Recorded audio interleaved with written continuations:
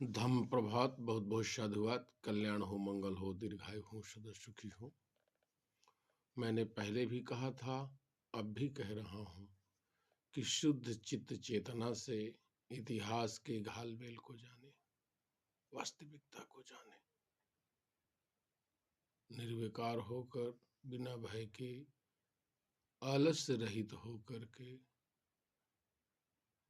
उत्साहित होकर, उत्साह विहीन होकर और उसके साथ इतिहास को सही साक्षात्कार करें।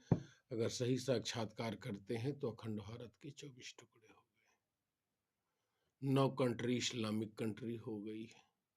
अरे भाई, कभी बांग्लादेश में भी तो इसी तरह के आदमी रहे होंगे ना, पाकिस्तान में भी तो वही रहे होंगे, अफगानिस्तान में भी वही रहे होंगे, इंडोनेशिया, मलेशिया, ये जो वो 9 कंट्री हो गई, इनमें भी तो वही रहे होंगे। आज भारत में भी वही कंडीशन है। ब्राह्मण और मुस्लिम दोनों जुगलबंदी कर रहे हैं, बाकी सब लोग पिस रहे हैं। मैं आपको धम्मपद गाथा का 203 पद गाथा क्रमांक बताता हूं। Worst disease and greatest happiness. Hunger is a greatest affliction. जिघच्छा परमा रोगा, संखारा परमा दुखा।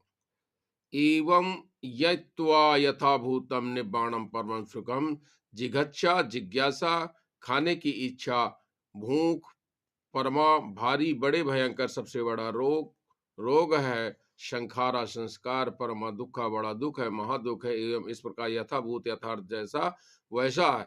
शरणार्थ भूख सबसे बड़ा रोग है, संखार सबसे बड़े दुख है। ऐसे सत्य को जानता है वही निर्वाण का सुख प्राप्त करता है।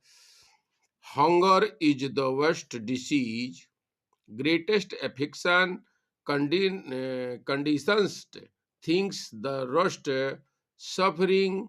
Knowing this as a really is the wise realize liberation. Nibbana the highest bliss, the greatest by।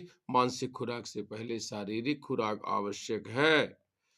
भूखे पेट धम्म का मार्ग आगे नहीं बढ़ाया जा सकता। जिस गरीब का बैल खो गया है उसका पेट भी भूखा है, वह मन से भी उपदेश सुनने की भूख है। इसलिए जब उसे बैल मिल गया तो खेत में बांधकर विश्राम किए बिना 2 रोटी भी नहीं खाई और दोपहर थका मादा दौड़ा दौड़ा बुद्ध के पास उपदेश सुनने। भगवान बुद्ध ने भी उसकी मनोदशा